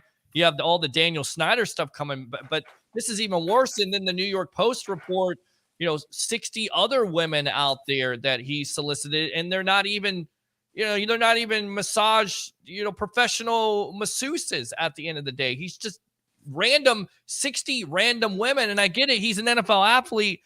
But if you're protecting the shield and if you're taking a stand on this and that and the other thing, sexual crimes in general, then you have to do something. And you not only you owe that to the people that you're talking to, your NFL fans, but you owe that to the women that are watching football right now. And I know there's a lot of women in Cleveland that are appalled that he got a $230 million guaranteed contract, and the Browns knew it. They knew that he was going to get in hot water, because that's the reason why they gave him the $1 million guaranteed contract this year. They knew what was going down. I feel like the NFL should have kind of said, you know what? We need to let this whole thing play out. And then once it plays out, then you make the trade. Now you made the trade. Now Cleveland is on the clock. They knew he wasn't going to play, but it's just once again, a mess by the national. I'm not too sure that Cleveland didn't think he was going to play. They gave up an awful lot, Peter. Yeah. Okay. And you know what, Harry? Here's the thing. Peter, and if they suspend him for a year, yes, they've got to get rid of Daniel Snyder. Yep. I don't think they can do that. If they could do that, I would agree with you. Then it's quid pro quo. Okay, you do this. But Daniel Snyder's not a player, Leo. No. Daniel Snyder is an owner of an NFL franchise. Which is actually worse if you think about it. Because I know it is. But again, according to the great Leo Haggerty, it's the good old boys club. That's just it is. The way it is. And again, hey, guys, this is the best thing, right?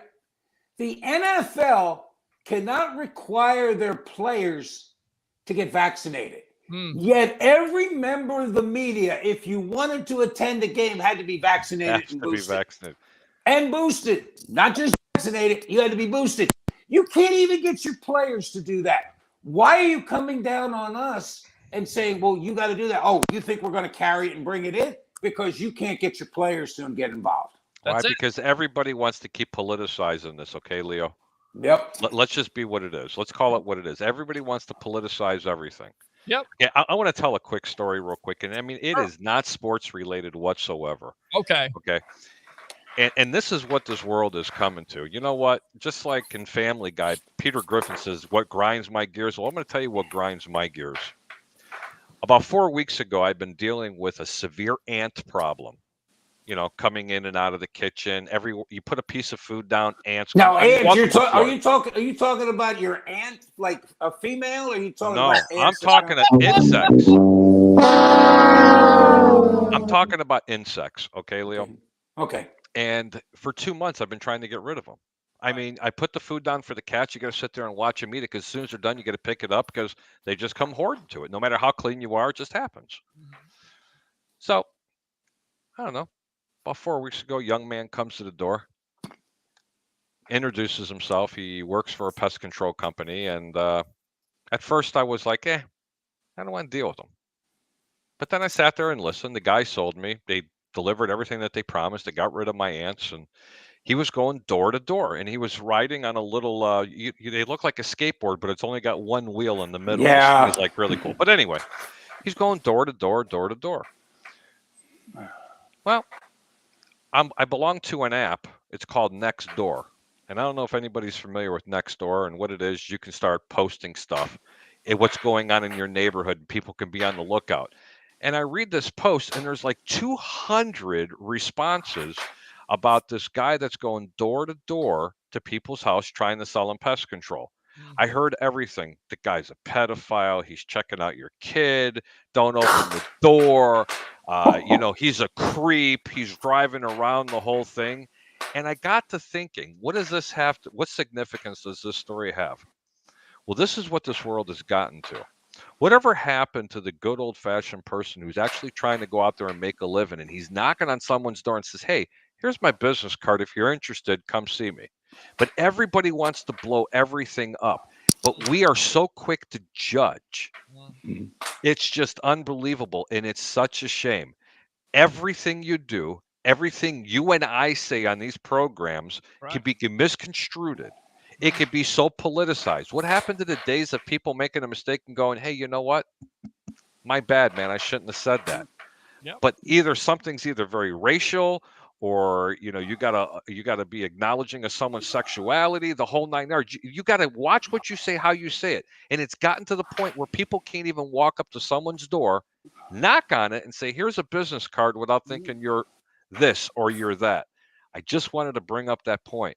And when it comes to Deshaun Watson, he's innocent until he's proven guilty. But the National Football League needs to suspend him, because if they don't, all those people are going to come on top of it, and it's going to be a really big distraction. But let's talk about the bigger elephant in the room. What do you do with Baker Mayfield? What do you do if you are Baker Mayfield?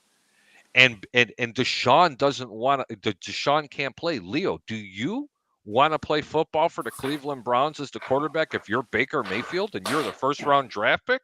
Come on, man. The first play under center, I'm pulling a hammy. That's it. I mean, I'm pulling a hammy. I don't and saying, right. Sorry about that, guys. You didn't want me. I don't want you. That's it. That's simple game. And by the way, to finish up with that little comment, the little story I was telling you about, the guy that was going door to door, the company is a $6 million company based out of Tampa. And the guy that came to my door couldn't have been but in his late 20s. Are you ready for this? He was one of the two owners. He wasn't just a salesman. He was one of the two owners. Wow. Okay. Crazy. So I hope people that are on Nextdoor and you were part of that problem, bite me, because he was a really good guy. Twice. Right. Give me a twice. Well, here's the thing with Deshaun Watson. Here's the difference. I could see if there's like one or two allegations, and that's worse. That's bad enough. But there's multiple allegations, and the guy, every time he talks, and you've seen the deposition, it's just such a horrible look. And once again, we're just killing a dead horse. We'll see how that plays out. But again, Leo, I'm going to bet you on this. I expect at least a 1-year suspension or more. And if that happens, Daniel Snyder has to go down. He is. If the allegations are correct and they prove it against Daniel Snyder, you remember it's got to be proven. They've proven this with Deshaun. They haven't proven this with Danny Snyder. No, they haven't proven anything with these Deshaun. Girls have come forward. They've been fine. There is no criminal charge. That's the problem the NFL has to deal with, because now you're telling your players, okay, you didn't commit a crime, yet you didn't do what we want you to do. It's a bad look overall for everybody. But again, Leo, it's okay, Leo. Peter, Leo, I mean, seriously, on Friday, I got you both covered. I got this massage parlor about a block up the road from my house. You know what? An hour long. We're all good. Shut up! All right, so enough of that talk here. Let's get back. Let's talk about the Tampa Bay Lightning really quick. Switch gears. Leo, your thoughts last night on a big victory against the Colorado. Well, I'm going to go back to the 7-0 shellacking. And I'm going to kind of rephrase something. You know what? Some days you eat the cat, some days the cat eats you. And you know what? They poked the big cat, and the big cat came back and bit him right in the rear end. Yeah. Because you just went out there, and I cannot believe all the media people asking questions of players and John Cooper.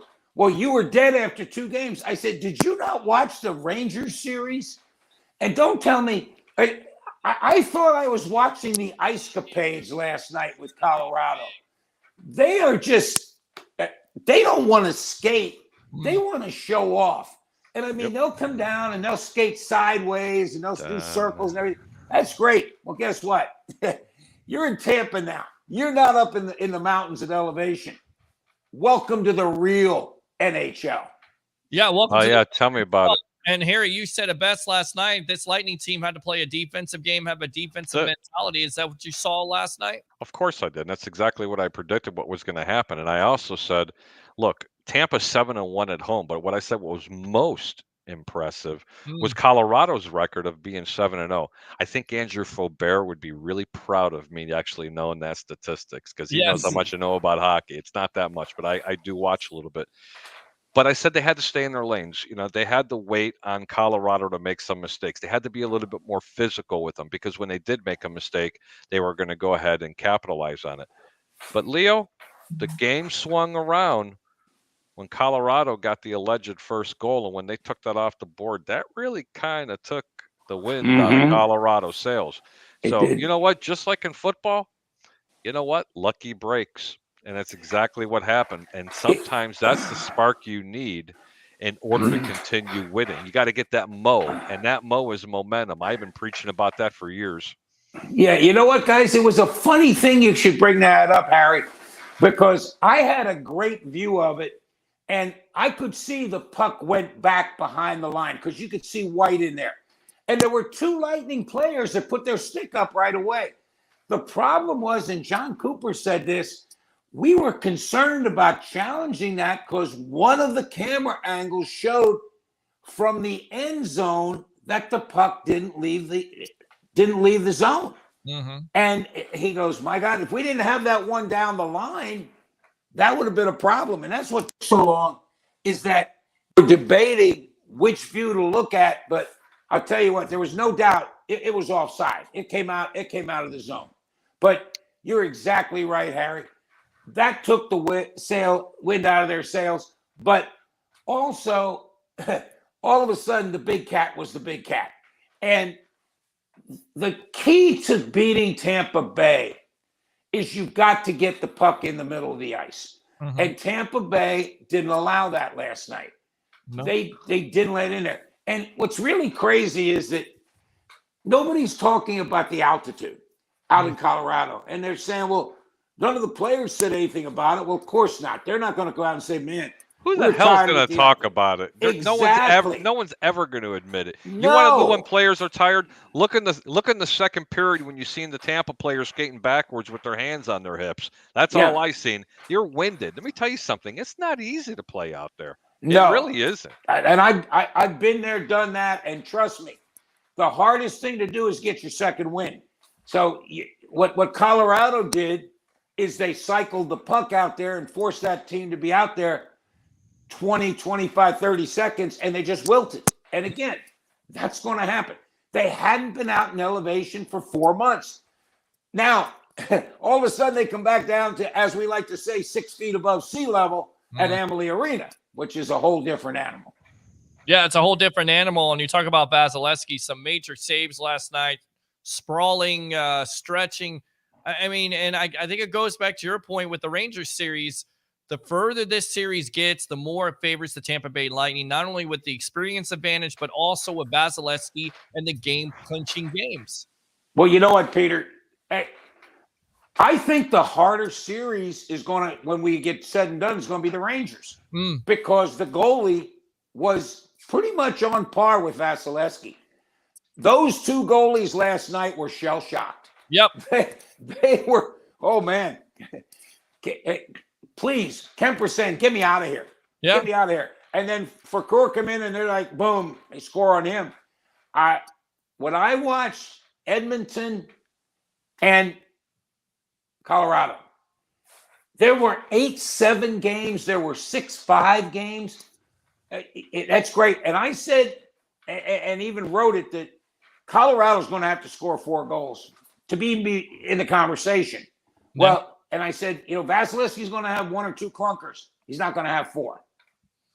Yep, you're exactly right. Harry, your thoughts on that? I mean, possibly a goalie situation. And we talked about at the beginning of the series, Darcy Kemper, not as good of a goalie as Igor Shesterkin, if you will. No, I'd have to agree with you on that. But look, I don't know if I completely agree with Leo on this one. I think Colorado. God, I hate to say this. I think Colorado's a better team. It doesn't necessarily mean that the better team's always going to win. I think Tampa's a more physical team. I think they have more experience. It's their championship. It's their Lord Stanley Cup to lose. But unlike what I said about New York in that last series when they were down 2-0, I said if Tampa wins Game 3, it's over with. Tampa would come back and beat them. Tampa has to win Game 4. If they win Game 4, then I say it's going to be a real test. I'm not as confident as in this series as I was in the last series. You know what, guys? And here's the thing.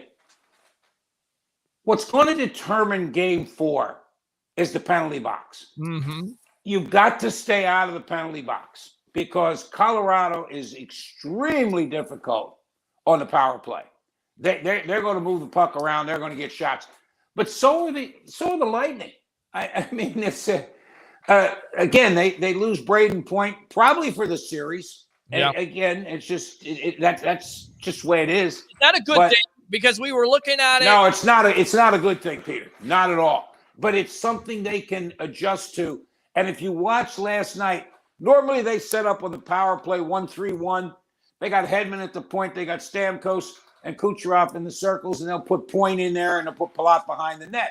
Well, what they did was they started with Kucherov down low behind the net, and they cycled through one time.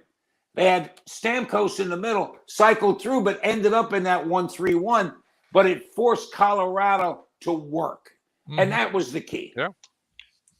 All right, final thoughts here, Harry, and then we'll get you out of here, Leo. Final thoughts on that. Final thoughts. It's going to be very interesting tomorrow. I think Tampa can squeeze out a victory tomorrow. I think they have that Mo coming back into them. But let's switch it back over to football. Stop worrying, Tampa fans. I mean, I understand Gronk was a great player, but I mean, seriously, anybody want to see the injuries he's sustained the past couple of years? The poor guy's hurting. It's just brutal. Yeah. They're going to be just fine.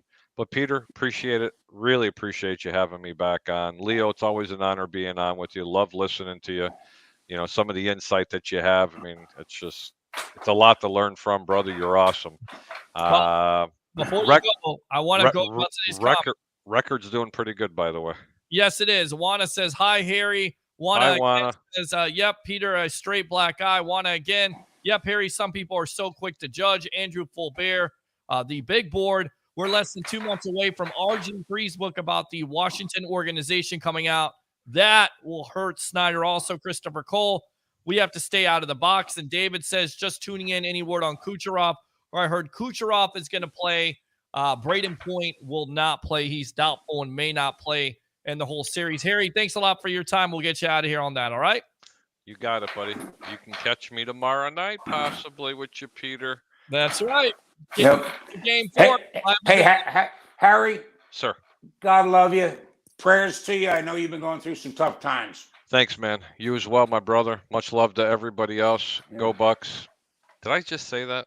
You did. Yeah. You said go Bucs. So on that note, stands for that. Good stuff, my friend. We'll get you out of here, all right? Have a good night. Take care, Harry. Brother. All right. There you go. Good stuff there from Harry, the Greek professional handicapper extraordinaire, as he's getting off. Leo, final thoughts on this evolution of Sports Talk Television on a Tuesday night? Well, Peter, we got to figure out what we're going to do Thursday. I don't know if you saw the email, but the Magic said we can come down for the draft. So I don't know how we're going to do this. We may not be able to swing it for a lot of reasons, but you and I will chat tomorrow, try to figure this out. Who do they draft? Do you Thursday night? Yes, right. But do you buy this whole thing that the Magic haven't decided yet, that it could be Chet Holmgren, it could be Jabari Smith, Baccaro? Could it be one of those guys, or do you think they have a decision at this point that they know who they're going to draft? They're just talking. Oh, absolutely. They know who they're going to draft. Okay. And they are just playing this the way they should. As I wrote last night, They got the cards close to the vest. They know what they want to do, and they're just sitting to see if there's a sweet trade out there. So somebody wants to get up and take the player they don't want. And again, if they trade, it'll be 2 and 3. Yeah. It'll be right there. It'll be right there. But again, I got to disagree with some of the talking heads that said, that all 3 of those players are not NBA ready. Chet Holmgren, the guy's got to fatten up a little bit. I agree. And, David Alexander said, I don't like 7-foot jump shooters. That's another thing. Right. But I think Jabari Smith is the most NBA ready of all of them. Do you think that's going to be the pick on Thursday night for the Magic, or would you go with Chet? If I was Jeff Weltman, that's the way I would go. If I was Mosley, the head coach, I'd be praying for that. Right. Because I don't want to sit there and have a guy like Chet Holmgren who's going to take at least a year or two, because the next head coach will reap those benefits. But, Peter, don't be surprised if they don't trade. Wow. Because someone may make an offer that's just too good to be true. And again, there may be multiple trades.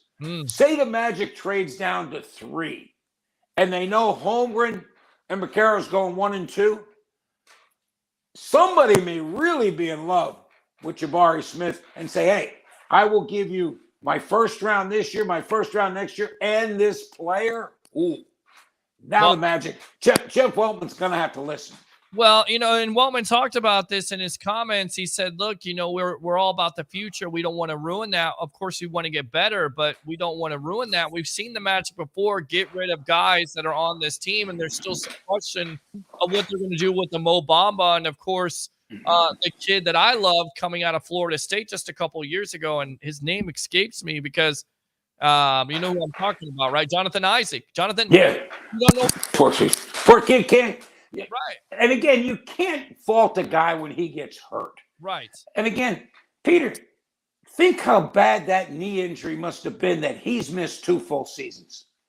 It's crazy. It is. And Peter, I'm going to leave you with this. Yeah. My granddaughter turned 1 year old in May. Right? She could be looking at her 3rd Stanley Cup since she's been alive. Think about how much hockey the Tampa Bay Lightning have played, that they could have 3 Stanley Cups in pretty much like a 13, 14, 15-month spread.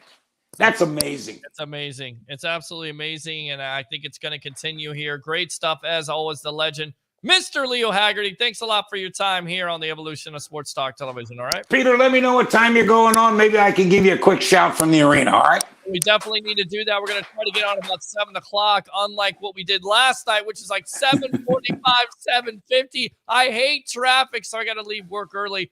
Thanks a lot once again, buddy. We'll see you Take later. care, brother. All right, good stuff there from the legend, Leo Haggerty. All right, let's read these comments, and then we'll get out of here for the night. Lots of stuff to talk about. I mean, we gave you everything you wanted. You wanted to talk Bucs. We talked Bucs because Gronk retired today. That is official. My mom just texted me, said, is that true? Yes, it is. I broke it today when it came on. I couldn't believe it. Travis Feely of Rocket Sports and Entertainment, my NFL, around the NFL insider, hit me up and text me. Gronk's retired. Policy Scout. Take my 15-minute break. What do I do instead of eat or walk around or pet Alexander, my dog? I get on with you and report it. So there you go. Rob Gronkowski officially retired today. We'll see how that plays out. Because, of course, we heard the comments from his agent. He could possibly come back, could possibly be talked into coming back from Tom Brady. As we know, Tom Brady can recruit anybody. Sell water to a well. That's right. That's a Jay-Z lyric. You like that? All right. So, yes, we have to stay out of the box. Let's go out to Juana again. Great sports talk show. Thank you very much, Juana. I thoroughly enjoyed watching it. Love it. Speaking of, my mother, who is going to be eventually my agent, most likely, watching the best sports talk show in the Tampa Bay area, the Sports Web with Amped Up Sports. I love St. Pete and, of course, the Hub. Juana says again, yep, absolutely amazing. And Antonio says Bengals will run it back. We shall see, Antonio. They have improved on their offensive line, right? And they made it all the way to the Super Bowl last year. We're nearly a couple plays away from beating the Rams, but couldn't do it. Their offensive line has improved. Can they duplicate it? It's tough. Can their defense get better? That division is wide open, I think. I don't think Pittsburgh is that good because they don't have quarterback. The Browns, we talked about them. I'm telling you, Watson's not going to play it down this year. You can forget it. Who's your quarterback? Baker Mayfield? Try again. No. And if he does play, we know about his injury history, and we also know about the history with the organization, how he didn't want to play. His mind's not going to be all the way in it. It's a bad situation all around. Who do you got? The Ravens? Lamar Jackson? I'll take my chances. I like the Bengals to run it back to win the division. As far as the AFC goes, it's loaded. I mean, let's face it. The AFC is loaded at this point. Crazy times. And the AFC with Russell Wilson going to Denver. Derek Carr finally getting a number one option to Devontae Adams, what the Chargers did in the offseason. I mean, that division as a whole, they're going to beat each other's brains out. You have New England there still. You have Buffalo, I think, is the favorite. You have Kansas City. Can't forget them. I just talked about it in that division. A lot of teams. Cincinnati's there. I think Tennessee could be in that conversation. Indianapolis getting Matt Ryan. I mean, it's not like the NFC. You know, to me, there's three teams in the NFC you got to worry about. It's the Bucs. It's the Packers. You know, who else? Maybe the Saints? I don't think so, man. We'll see what Winston does. Can they get better offensively? They think they have. They added Jarvis Landry in the offseason at wide receiver. Can Michael Thomas stay healthy? Every time the guy takes a sneeze, he's not healthy. You added the Honey Badger on defensive side. They've always given the Bucs problems. So we'll see. The Rams, of course, being the defending champion, but we know how hard it is to repeat. And then who else? Arizona. So to me, it's wide open for the NFC. Couple teams. AFC, gauntlet. Who wins it? Who knows? It's going to be a beautiful NFL season, and we're going to have it here on the Evolution of Sports Talk Television live on Amped Up Sports. Of course, I love St. Pete and the Hub. All right, so we're losing Gronk. Where? Well, you know, again, I'm so glad that you're okay with it. I still think that is a major loss. I do. I don't care how old the guy is. I don't care how injured he is. See what he meant to this team. Especially the Super Bowl year. See what he meant to this team last year. Stop with the nonsense. Shut up! And let's go out to Antonio again. Who day, baby? The division goes through is now. I agree. Because of Joe Burrow. And Jamar Chase. The offensive line's got to improve. They made the necessary moves. They got a Buccaneer and Alex Kappa. They've improved that offensive line tremendously. Now let's see what they can do. I believe Lael Collins also. Good job by the Bengals. That's what you got to do. You got to help your quarterback out. The way you help your quarterback out, you keep him upright. We've seen the difference between Tom Brady. We've seen the difference between quarterbacks. Quarterback gets pressure in his face. The timing is messed up. You take hits, turnovers happen. And then on top of it, Burrow hurts himself in the Super Bowl. You got to keep that kid healthy because he's a superstar. I love it. I love him. I love him for Cincinnati. It's great. It's a great story. You love to see the new quarterbacks come. You love to see Josh Allen with the Buffalo Bills. You love to see a Patrick Mahomes, and you love to see a Joe Burrow. We'll see how that works out this year for them. Got to keep them upright. Got to keep them healthy. You don't, and you're asking for it. Take another knee injury, and that's it. Don't forget the Niners and the Rams. Well, the Niners, their situation to me, look, they definitely have some defense, but they got some problems there on offense. Namely, who's your quarterback? Jimmy Garoppolo, we don't think is going to be around there. He's still on the team. Eventually, you think he's going to be traded. They haven't traded him yet. Trey Lance is their number one pick. I told you what I thought about Trey Lance. Very raw prospect. And if you have all this confidence in a Lance, then why is Jimmy Garoppolo still on this team? Let me ask you that. Something's not clicking. Okay? But yeah, San Francisco's dangerous. Of course, Matt Stafford and the Rams, who've given the Bucs everything they can handle. Hate talking about the Rams. I think I hate them as much as the Saints. Probably hate them more because of the history between the Tampa Bay Buccaneers. Gronk will be back for the final stretch. We shall see. And then Antonio says agreed. All right, good stuff. Thanks a lot to all our guests tonight. Mr. J.P. Peterson of the J.P. Peterson Show, which can be seen and heard on FanStream Sports daily, 10 a.m. to 12 noon. Go ahead and check that out. Of course, the legend Leo Haggerty, former Coach Scout and now media member of Amped Up Sports and Night Sports Productions, and Harry the Greek, professional handicapper extraordinaire of 1252 Chicago Sports. With that being said, I never usually do a show on Tuesday nights, but thank you for making this a good show, a great show. Like to have more calls, but we'll see you back here at the Deck Bar and Grill on Wednesday night, starting at 7 o'clock, getting you ready for Game 4 between your Tampa Bay Lightning and Colorado Avalanche. 3 things to end the night. Bring your passion, bring your excitement. Just don't bring any nonsense. I'm your host, Peter Blake. Have a great night.